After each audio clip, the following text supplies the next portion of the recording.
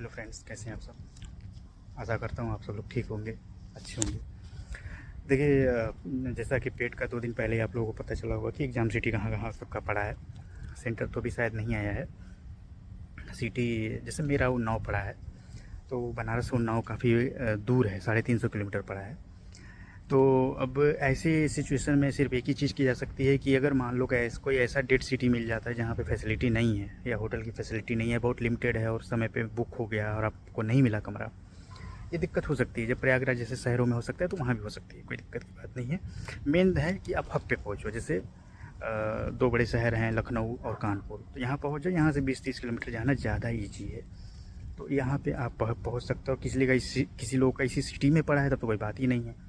लेकिन जैसे मान लो आपका पड़ जाता है रायबरेली में, ठीक है, या मान लो आपका पड़ गया गोंडा में, तो दिक्कतें तो आनी है फिर तो इसके लिए आप देख लो कैसे क्या कर सकते हो। गोंडा में अगर है तो आप अयोध्या रुक जाओ, ठीक। इस तरीके से आप कर सकते हो। और होटल के दाम जानते ही हो, ये प्राइस ऐसे ही हाइक होती है। हम लोगों को तो खैर इस चीज़ का बहुत प्रॉपर अनुभव है, इस लाइन से जुड़े होने की वजह से। खैर, अब एक चीज़ आपको कहनी है, जो हुआ है बहुत बुरा हुआ है। मैं इस चीज़ के लिए संवेदना प्रकट करता हूँ, ठीक है, दुख व्यक्त करता हूँ, और इस दुख की घड़ी में हम आपके साथ हैं, ठीक है। और मैं हर आयोग से चिढ़ा हुआ रहता हूँ, लेकिन ये आयोग कुछ विशिष्ट है। गाली देने के क्रम में या कुछ भी कहने के क्रम में, अपशब्द कहने के क्रम में, कोसने के क्रम में ये प्रथम स्थान पे आता है। उत्तर प्रदेश अधीनस्थ लोक सेवा आयोग, समथिंग ऐसा ही कुछ नाम है इसका, UP-SSC हम लोग जो कहते हैं। तो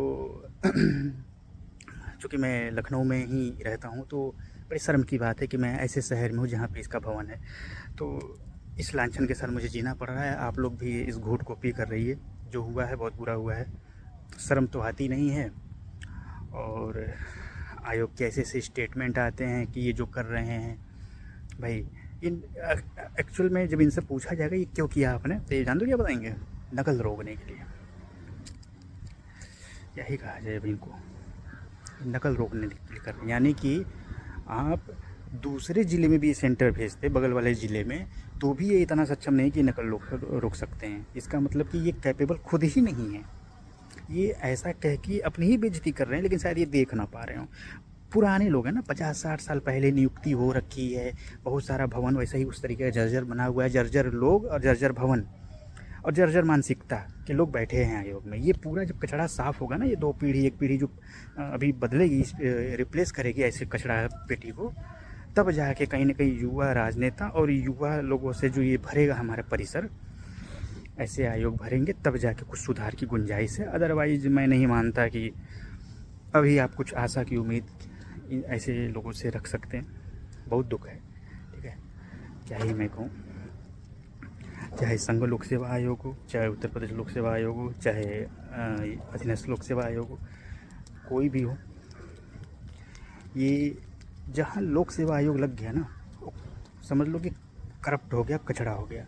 आप में से कुछ लोगों को तकलीफ आ रही है संघ लोक सेवा आयोग क्यों भैया, सबसे भ्रष्ट वही है। बस ये है कि जो दिखता नहीं है वो आपको नहीं समझ में आता है, और कई लोगों को दिखता है, ऐसा नहीं है। मैं उन लोग जो मेरा वीडियो देखेंगे उनको समझ में आएगा मैं क्या कहना चाह रहा हूँ। सबसे भ्रष्ट वो है, लेकिन दिखता सबसे ज़्यादा UP-SSC का है आपको, कि ये करप्ट है सबसे ज़्यादा। तो जो दिख रहा है उसी क्रम में हम लोग इसको रख देते हैं।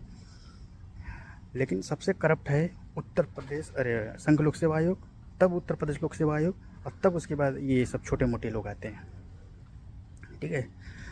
और ये बहुत ही चिंता की बात है। कुछ लोग गए भी हैं, कुछ लोग पे कार्रवाई हुई, जेल गए, कुछ लोग हटा दिए गए, चाहे संघ लोक सेवा आयोग में हुआ हो, चाहे उत्तर प्रदेश लोक सेवा आयोग में हुआ हो। UP-SSC में तो धीरे से गायब ही हो जाते हैं। डिपार्टमेंटल ट्रांसफ़र को हटा दो, पता ही नहीं चलता कि क्या कार्रवाई हुई। होता है, धीरे से होता है, पता नहीं चलता। और वो बड़ी संस्थाएं तो पता चल ही जाता है। तो खैर, अभी जो हुआ है उस पर तो UP-SSC को ही ब्लेम किया जाएगा। भाई आपने जो किया है वो सेंसलेस है, कोई आधार नहीं बनता इस चीज़ का, ठीक है। सबके लिए ईजी नहीं होता है, और मनी प्रॉब्लम भी कई लोग भाइयों के साथ हो सकती है, ठीक है। और इस चीज़ को सरकार को, आयोग को, सरकार क्या समझेगी, सरकार से तो कोई मतलब ही नहीं है। वो ठेला चलाने को भी रोज़गार में गिन लेते हैं। तो इस तरीके से 20 लाख 2 करोड़ 4 करोड़ वैकेंसी बता देते हैं कि हुई। अब आप सोचोगे कब आया सरकारी रिजल्ट पे, कहाँ आया था, मैं जोड़ तो रही है, मैंने पूरा जोड़ा था, 1 लाख भी नहीं बन रहा है, 2 करोड़ कैसे बोला। ठेला चलाने को भी जोड़ा नहीं ना इन्होंने, आप समझा करो थोड़ा सा। ठेला चलाने को भी इन्होंने रोज़गार, आप MBA किए हो, मैंने MBA किया है, तो MBA करके आपने ठेला चलाया, वो भी रोज़गार है, ठीक है। वो सब जोड़ लिया जाता है उसी में। आप BEd करके BTC करके बैठे हो, शिक्षक की भर्ती नहीं आएगी, आप ठेला चलाइए, वो भी रोज़गार है। और वो रोज़गार आपने अपने से नहीं पाया, वो सरकार ने आपको दिया ठेला चलाने का, तो वो 2 करोड़ में गिना जाएगा, 3 करोड़ में गिना जाएगा। लिस्ट नहीं है, लिस्ट अभी मांगी है कि लिस्ट दीजिए सर, कब कब आया, कितने समय में कितनी भर्ती क्लियर की, ये नहीं देंगे, ये इसमें दिक्कत हो जाएगी ना, राज खुल जाएगा। मोटा मोटा फिगर बोलना है। किसी सचिव ने दे दिया, दाएँ बाएँ जो सचिव बैठे रहते हैं उन्होंने दे दिया 2 करोड़ 4 करोड़ 5 करोड़ 6 करोड़, सर बोल दीजिए, आवेश में बोलना है, सीना चौड़ा करके बोल दिया। तो भाई यहाँ सब भ्रष्ट हैं, और इसी भ्रष्ट सिस्टम में हम लोग घुसने के लिए प्रयासरत हैं कि हम लोग भी भ्रष्ट बने। भ्रष्ट होने से तात्पर्य क्या है, कमाई। भाई आप कीचड़ में उतरोगे तो कीचड़ में तो आप भी सनोगे ना, बस वही है, वहीं के लिए हम लोग प्रयासरत हैं, वहीं जाने के लिए। चलिए आप भी लगे रहिए, मैं भी कीचड़ में जाने के लिए प्रयास कर ही रहा हूँ। हो सकता है कुछ भाई लोग साथ में मिल भी जाएँ, या मैं ही पीछे रह जाऊँ, आप लोग पहुँच जाएँ। मुबारक हो ऐसे लोगों के लिए। चलो धन्यवाद। बहुत दुख हो रहा है आप लोगों के साथ जो हुआ है, मुझे तो याद है बहुत पहले से है। जो नए लोग होंगे उनके लिए मैं दुख व्यक्त करता हूँ, जो हुआ है बहुत बुरा हुआ है, सॉरी।